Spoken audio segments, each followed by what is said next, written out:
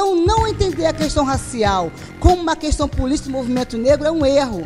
E o movimento social negro, e movimento social sindical, e movimento social de mulheres não entender o racismo como instrumento da luta de classe é outro erro. Boa noite, né?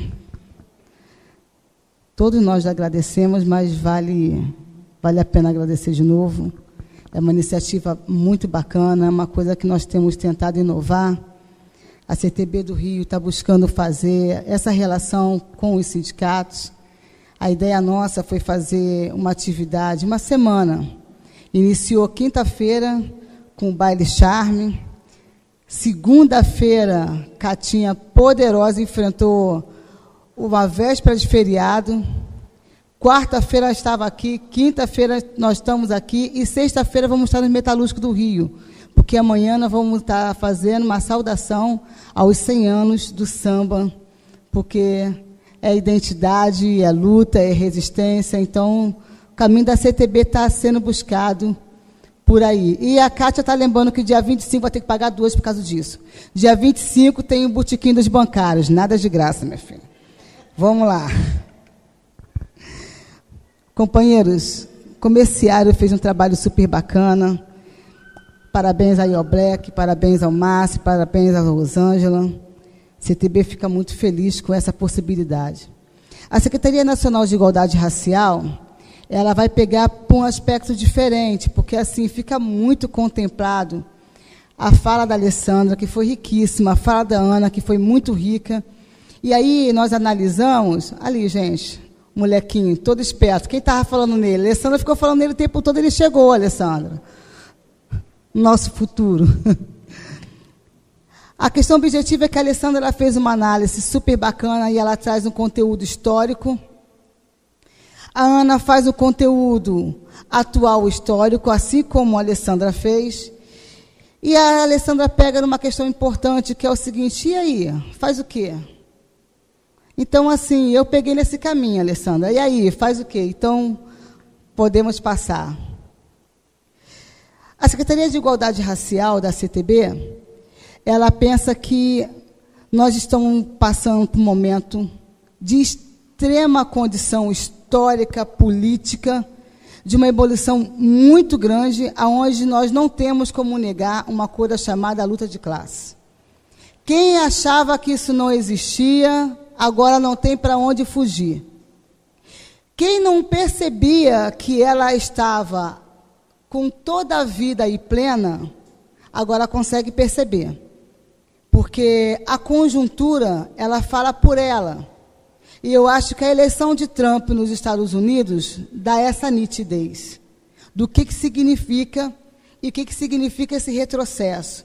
E que essa luta que foi feita aqui no Brasil em relação ao golpe, que contextualiza uma mulher, e essa mulher Dilma Rousseff, não estava colocando em dúvida ou em risco a capacidade política dela de, sabe, fazer política, gestar possibilidade de economia. Não, o que estava ali era uma relação política, de classe, misógina e de ultradireita. E que nós temos falado disso agora. Então, assim, eu acho que isso precisa marcar, porque é o que contextualiza o cenário político hoje. Então, nós, por exemplo, estamos na década internacional afrodescendente, que iniciou em 2015. É uma década que a ONU está trabalhando de forma objetiva, assim como em 2008 trabalhou a meta do milênio. A ideia é você trabalhar questões objetivas do que se refere à questão de igualdade de condição e igualdade de oportunidade. Reparações em relação à questão internacional, entendendo o avanço, né, da xenofobia, entendendo o avanço do racismo, da intolerância, e isso está se colocando através das guerras, que na maioria delas são étnicas, e tem o conteúdo que a gente também não fala, que é o conteúdo imperialista, mas que essa questão étnica, que é sempre diminuída, ela tem sido vista através dessa grande questão que é a imigração. Ou seja, se nós, há 400 anos, navios negreiros, agora a gente morre no meio do bar com navios de plástico. porque muitos navios viram e muitos são virados. Mas a gente prefere se chocar, que é chocante mesmo, ver a foto estampada de uma criança morta por afogamento, lutando pela vida contra a guerra, através da saída de seu país, que foi que se estampou no mundo todo a foto daquela criança afogada, mas a gente não se assusta quando uma bala pega uma criancinha de 2 anos, por exemplo, ou de 5 anos, por exemplo, que estava saindo de um restaurante que estava comendo pizza com a mãe. Então, assim, nós falamos que somos solidários, entendemos a luta, somos parceiros, mas não temos indignação com a vida. E para nós, mulheres negras, nós estamos fazendo uma campanha muito bonita, porque as nossas vidas importam. Então, nós, mulheres negras, temos buscado sair da visibilidade, e o dia 25 de julho, ele retrata isso. O dia 25 de julho, o Dia Interamericano da Mulher Negra e Caribenha, busca esse valor. Porque como nós gostamos de usar essa frase na marcha das mulheres negras, os nossos passos vêm de longe. Então, é nesse sentido, podemos ir. Aqui também tem um pouco da questão da emancipação, porque assim, a gente fala muito da emancipação, a gente fala muito da questão da superação, a gente fala dessa questão como questão de ingrediente de classe, mas mesmo entre classes, as nossas companheiras, às vezes, não têm um entendimento da diferença dentro da igualdade, que é a questão das mulheres negras, não negras, o reconhecimento nosso, porque a nossa luta contra o patriarcado, ele é diferenciado, nós não reconhecemos o patriarcado. Nós somos as primeiras mãos de obra de trabalho formal e informal no Brasil, que na verdade é informal. As primeiras pessoas a trabalharem no Brasil para ganhar dinheiro, trabalhos de ganho, foram as mulheres negras, porque os homens negros não tinham esse espaço, não tinham essa condição. A gente trabalhava para dar alforria, por exemplo, para comprar carta de alforria. Então, as quituteiras, as costureiras, as rendeiras, elas tinham esse papel.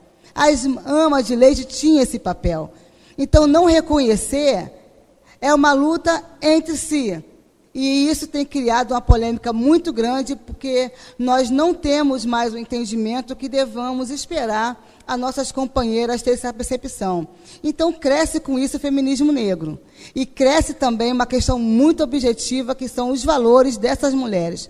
Porque a mulher negra, ela é um ser diferenciado pela luta e pela resistência. Porque o que nós temos de extrato cultural hoje em relação à questão racial no Brasil, ela foi fundada, construída e acimentada pelas mãos das mulheres negras. Se você pensa no samba, você pensa que o samba era no fundo do quintal e na frente do quintal era a tia que ficava, que não deixava nada acontecer.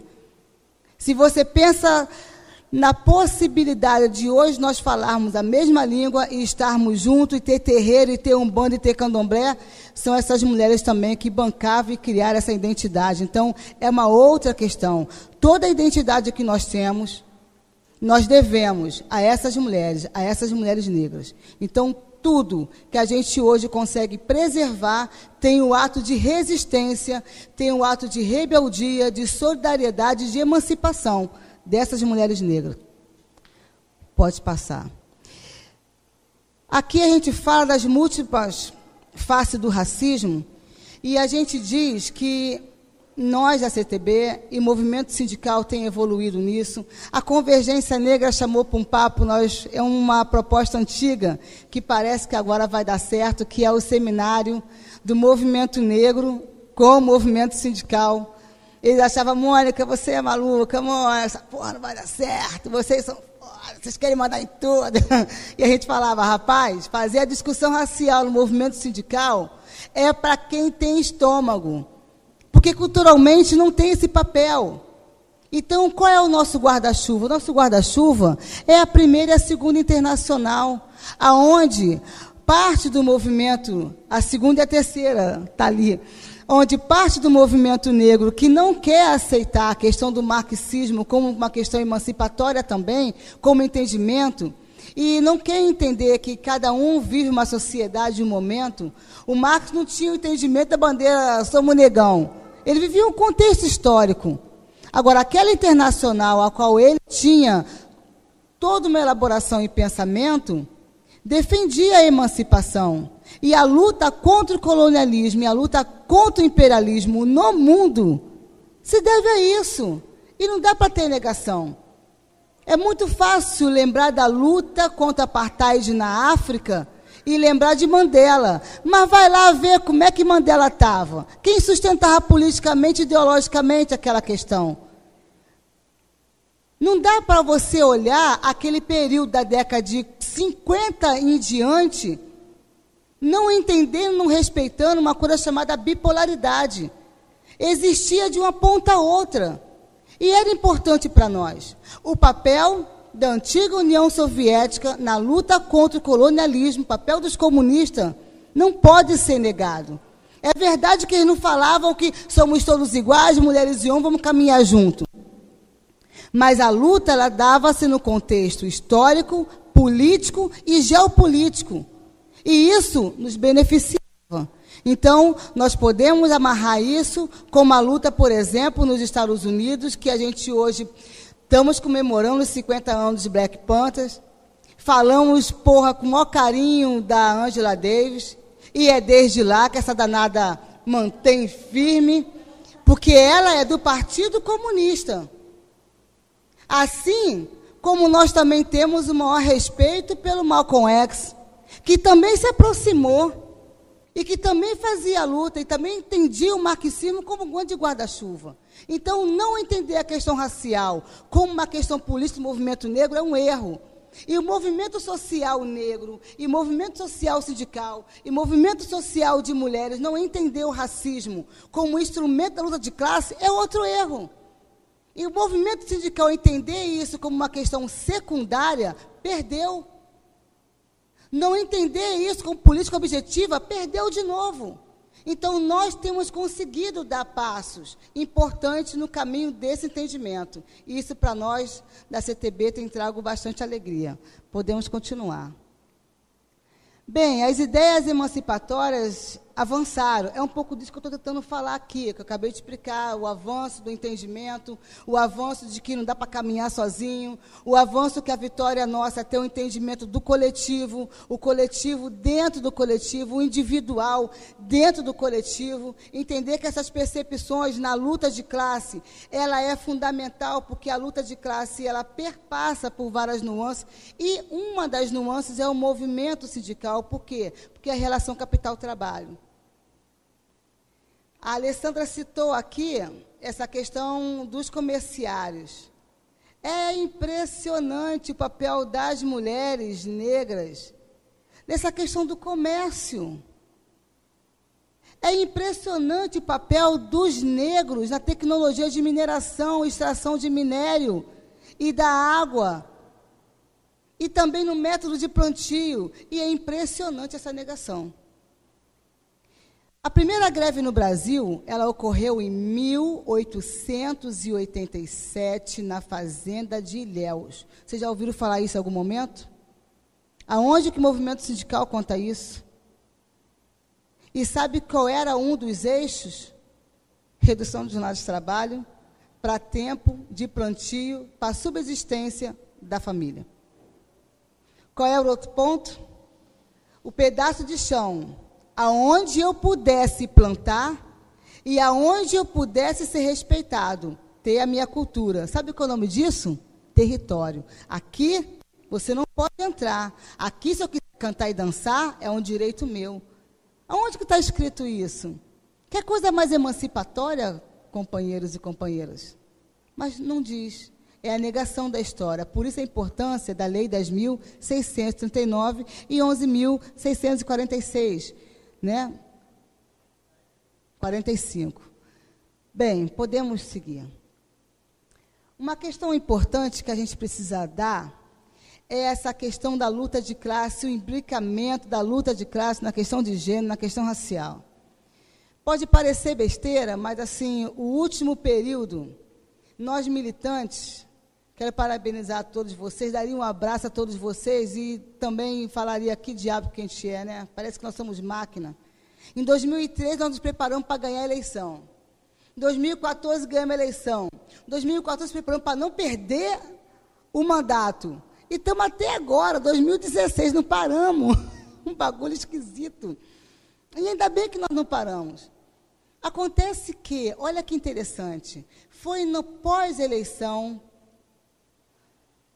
da Dilma que o movimento social, político, democrático, do campo de esquerda, nossos partidos, percebeu o papel de fundamental importante dos movimentos sociais, porque eles perderam essa perspectiva. Prova disso foi a derrota que nós tivemos nas eleições, no quadro geral de eleitos para deputado federal. Ali, nós perdemos, a gente ganha a eleição e perde a gestão. É igual está acontecendo nos Estados Unidos. Aonde? É que lá o processo é diferente. A Hillary ganha na maioria dos votos e perde dentro do Congresso. Por que o cara é eleito? Porque ele tem a maioria dos delegados. Então a população está conosco, mas quem trabalha e quem manda no capital é quem tem o poder da máquina e que faz girar o mundo. E aí nós perdemos. Mas na disputa de ideias, o que ficou sobrecarregado e tingido de vermelho e preto? O racismo. A luta na questão do regionalismo, porque esses nordestinos não tinham que estar aqui, porque foi por culpa desses negros, essas mulheres, não sei o que lá. Gente, ficou nítido que o nosso partido não conseguiu ver, os coxinhas trouxeram à tona, que sabe o que foi o quê? O papel que nós nos jogamos, que não nos deram para nós jogarmos no Congresso, porque a eleição está cada vez mais cara, e por isso tem que ter reforma eleitoral. O movimento social teve e conseguiu eleger Dilma. Então, o racismo veio à tona, o sexismo veio à tona, a luta de classe ficou nítida, descortinou. O que é interessante disso? Interessante disso que de lá para cá, a primavera das mulheres não termina, porque a mulherada está em tudo quanto é lugar, fazendo atividade em tudo quanto é lugar, de tudo quanto é forma. A juventude está na rua de uma maneira fascinante. E nós, no movimento negro, temos que responder à altura. E nós, trabalhadores, temos que responder à altura. Agora, por que a gente não responde? Existe um contexto histórico-cultural que retrata isso de maneira fundamental, essencial, e que a gente vai precisar discutir isso. Porque se você não está empregado, você não serve. Sabe por quê? Lembra, você vale o que você tem no bolso. Então, a gente não pode ficar desempregado. Vamos lá. Pode passar, porque isso aí eu já falei. Eu acho que nós temos que verificar a capacidade que nós temos de fazer luta, e através da luta, que é de classe sim, adquirir vitórias. Então, eu peguei imagens que traz para a gente conteúdo de vitória, entendendo que ainda podemos ser vitoriosos nessa luta. Vamos continuar passando. Ah lá, a nossa poderosa Angela Davis. E assim, ela é respeitável, porque ainda hoje ela mantém um signo de luta, que é o signo da emancipação, é o entendimento da luta marxista como luta de ideia, e o entendimento que existe diferença dentro da igualdade, e essa luta a gente vai fazer junto. Aquele cara ali, aquele negão lindo, sério, é uma referência respeitável, porque aquele cara ali é Oswaldão, é a referência que nós temos da guerrilha. Se houve uma luta no Brasil onde nós tínhamos que fazer essa luta, ele estava. Então, a gente tem que dar um viva ao Oswaldão. O Abdias Nascimento, que, assim, do ponto de vista das ideias, levou a gente para fora e trouxe de volta. Certo. A Lélia Gonzalez, que assim, uma coisa muito contemporânea, fazia essa luta, esse intercâmbio, entendendo que a gente não devia estar copiando a luta americana pela igualdade, porque não tinha o mesmo signo, mas tinha que ter a mesma potencialidade, o mesmo entendimento, que é o entendimento de valor. Então, essa mulher, a gente deve respeito, e o nosso poderoso Clóvis Moura, porque assim, fazia a luta da identidade marxista com identidade de classe, dentro da academia. Vocês sabem bem disso, eu estou buscando também, sabe que não é tranquilo, tem que ter disposição, então, o nosso Clóvis Moura. Enfim, a luta emancipatória ganha cimento político, convicção de luta de classe, e com isso a gente avança. Então, assim, para a gente, a década, né, afrodescendente pela ONU, que tem o tema Povos Afrodescendentes, Reconhecimento, Justiça e Desenvolvimento, não condiz com a nossa realidade. Estou fechando, Black. Pode continuar, vai fechando ali. Estou correndo.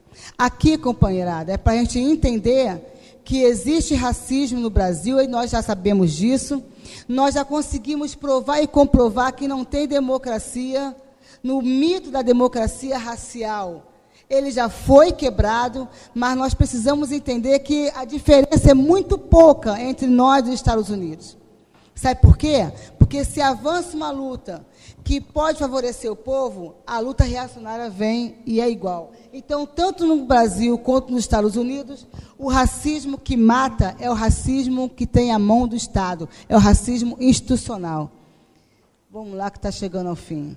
Eu acho que a gente pode passar essa, porque eu acabei de falar, essas são as diferenças. A nossa bandeira é a bandeira que ela precisa continuar numa batida muito forte, porque aqui a gente fala da questão do respeito, da liberdade, da expressão de matrizes africanas, mas com o sentido da vida, da igualdade e da materialidade de um projeto de nação. Porque essa nação deve muito a esse povo, a essas mulheres negras. Pode continuar, que a gente vai estar fechando. Não vou falar isso. O importante é que a gente esteja atenta a uma questão que foi muito importante para a gente. Fez 1 ano a Marcha Nacional de Mulheres Negras, e para a gente foi uma vitória respeitável, porque foi um momento que essas mulheres perdem visibilidade, mostram seu valor e não vai para a rua reivindicar. Ela vai para a rua dizer que chega, basta, porque a vida dos nossos filhos, ela é importante e todos vão ter que respeitar. Então, a Marcha das Mulheres Negras foi pelo bem viver e pela vida, contra o genocídio da nossa juventude negra. Eu acho que pode passar. Bem, é assim que o movimento negro brasileiro evolui, com capilaridades, sabedoria, compreendendo a complexidade da luta em si e para si, ampliando sua musculatura política no enfrentamento contra os nossos inimigos, que são os nossos inimigos de classe. Então, vida longa, classe trabalhadora, viva a convergência negra, viva a quilombagem. Gente, muito obrigada, desculpa aí o tempo.